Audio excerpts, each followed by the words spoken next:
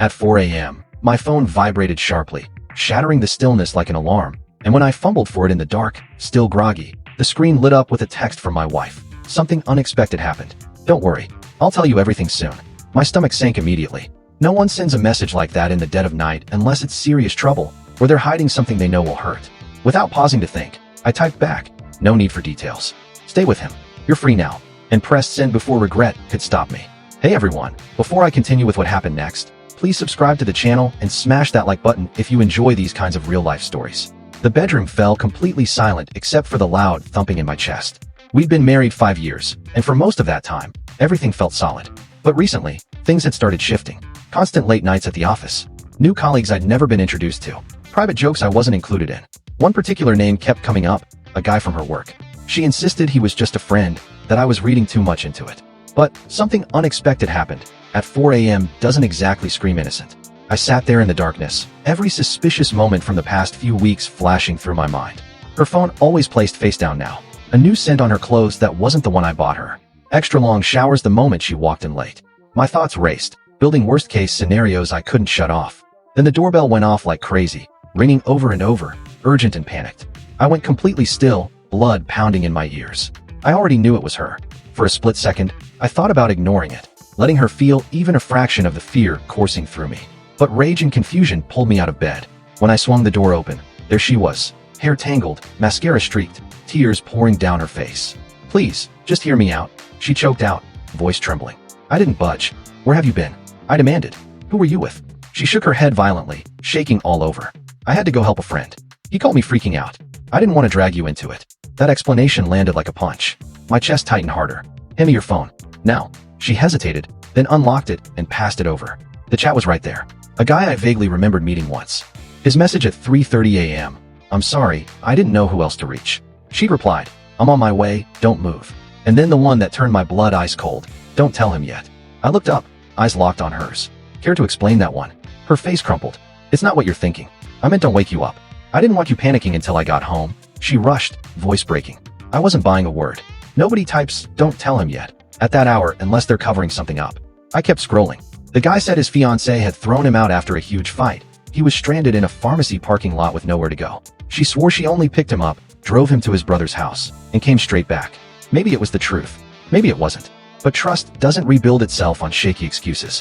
Why didn't you call me first? I asked, voice low. Because you jumped to the exact conclusion you're at right now, she sobbed. He needed help. I was only trying to be decent. I wanted so badly to believe her. But that single line, don't tell him yet, kept echoing. I dialed the number from the chat.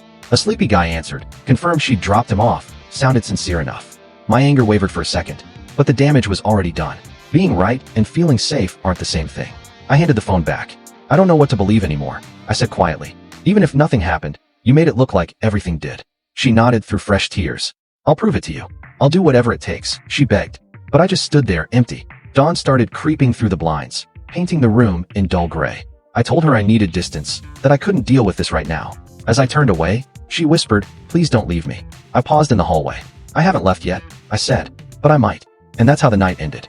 No clear answers, no instant forgiveness. Just heavy silence between two people who suddenly saw how breakable their marriage really was. I opened the door again later, and there she was, bathed in the faint hallway light.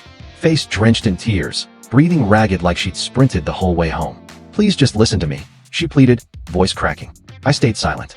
My heart was racing, but I kept my expression blank. Give me your phone, I repeated, colder this time. She clutched it against her chest. It's private, it's not what you think, she stuttered. My jaw clenched. Private? You're texting someone at 4 in the morning? Tell me not to worry, and now it's private? She backed up a step, shaking harder. Please, it's complicated, she whispered. I held her gaze, and in that quiet moment, I remembered the first time a weird number had lit up her screen months earlier. Late at night. I let it go back then. She called it a simple work thing. I trusted her. Stupidly. Who is he? I asked again. She swallowed. An old friend, she said. He got into real trouble tonight. Needed someone. His fiancée kicked him out. He had nowhere else. I let out a harsh laugh. At 4 in the morning? And you're the hero who rushes out? He was having a full meltdown. I didn't know what else to do. She cried, tears falling faster. Her whole body shook as she tried to justify the unjustifiable. Why didn't you wake me? Why sneak around? Why lie? I shouted. She kept shaking her head. Because you'd assumed the worst. And look, you did. My rage boiled over. You're damn right I did. Because you acted guilty. She reached for my arm, but I pulled away. "Don't touch me," I snapped. "You don't get to cry and make this disappear." She wiped her cheeks, barely able to speak. "You don't get it. I couldn't leave him like that. He was my friend long before we met." I stared at her, then snatched the phone from her hand and unlocked it myself. This time she didn't fight. The screen glowed, and I read every message, my pulse hammering louder with each one. There it was again. "Don't tell him yet." I shoved the screen in her face. "Tell me what this really means," I said, ice in my voice. She lost it completely, knees almost giving out, sobbing so hard the words barely came. "I swear it's not an affair. I only meant don't wake you. I didn't want you stressed. At 4 in the morning you're protecting my sleep? That's your story?" I yelled. She collapsed inward, voice shattering. "I just reacted. He was hysterical. Said he might hurt himself." I panicked. I didn't know how to tell you without it sounding awful. Her excuses tumbled out between sobs, desperate, grasping. But all I could picture was her in a dark car with another man while I slept at home like a fool. "You lied," I said, quieter now. She froze. "No, I didn't." "You did. Maybe not about the act, but about everything around it. You hid the truth." She looked destroyed, eyes red and pleading. "Please, I'm telling you all of it now. I only wanted to help. I was terrified you'd think exactly this." I shook my head slowly. "You were right to be terrified," I said. She buried her face in her hands, crying uncontrollably. For one brief second, pity flickered inside me. Then that message flashed again. "Don't tell him yet." And any softness hardened. "You could have called me," I said, voice flat. "You could have been honest. Instead you sent a text that screamed betrayal." She dropped her hands, looked at me through the flood. "I swear on everything, nothing happened. I just drove him, dropped him off, came straight here to face you." "Face me about what?" I asked. "About how you managed to wreck 5 years in one night." She flinched hard, like I'd struck her. The room went dead quiet, heavier than any argument. Finally I exhaled, exhaustion replacing fury. "I can't do this right now," I said. "I don't even recognize you." She reached out again. "Please don't end us like this," she whispered. I looked at the woman I'd loved for years and said, "I'm not sure I'll ever trust you again." Then I grabbed my jacket and walked out. Behind me her sobs echoed as the door shut with a final click. I drove aimlessly. Empty streets, streetlights blurring past, like fading memories. My phone kept blowing up, calls, texts, voicemails I ignored. I ended up parked by the river, engine off, silence pressing in. My mind was chaos. Every word, every message, every tiny red flag looping endlessly. Part of me wanted to accept her story, call it a terrible misunderstanding. The other part knew trust doesn't break because of accidents. It breaks because someone chooses secrecy. Sunrise painted the water gold when I finally glanced at my phone. One new text from her: "Please come home. I'll explain anything you need." I left it on read. Hours later I drove back. The apartment felt foreign, cold and cramped.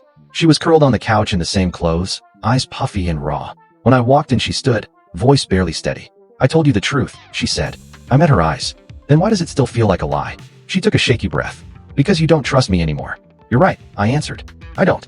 Fresh tears spilled. "I can prove it. I'll call him right now, anything." I sighed, bone-tired. "That's not the issue. It's not about him. It's about us, and how one single text managed to destroy everything we built." She nodded, tears dripping. "I know. I was an idiot. I was scared you'd think the worst, and I made it happen anyway." I sat down, drained. "So what do you expect me to do? Pretend it's fine?" "No," she said softly. "Just don't walk away forever." "Not yet." I stayed silent. She slid her phone across the table, fully open, no passwords, everything exposed. I scrolled again. Messages, photos, call logs. Nothing suspicious. Just panic, bad decisions, and fear. The facts checked out, but the feeling didn't. There's a difference. I could accept what happened, but I couldn't feel safe anymore. Days dragged on. We moved around each other like ghosts. She tried, cooking my favorites, sending sweet texts, attempting small talk. But every interaction felt hollow. I'd look at her and see both my wife and the stranger who wrote, "Something unexpected happened." That text lived rent-free in my head. One night I finally said it aloud. "You know what? I don't even care anymore if anything physical happened. What kills me is that for those 20 minutes, I was convinced you betrayed me." She looked up, eyes brimming. "Then what do we do?" I shook my head. "I honestly don't know. Maybe we need real space." "Do you still love me?" she asked, voice small. I paused. "Yes. But love isn't enough when trust is gone." She broke down again, and I just stared at the floor, wishing I could rewind to the night before everything shattered. The next morning I packed a bag. She watched in silence.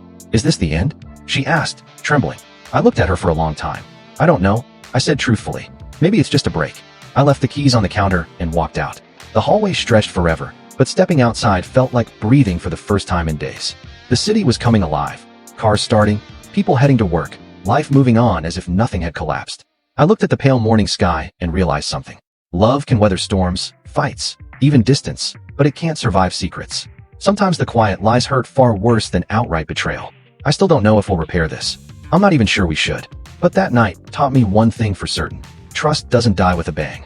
It slips away silently, one hidden message at a time. What do you think about this story? Let me know in the comments. Hit like and subscribe for more real-life stories like this one.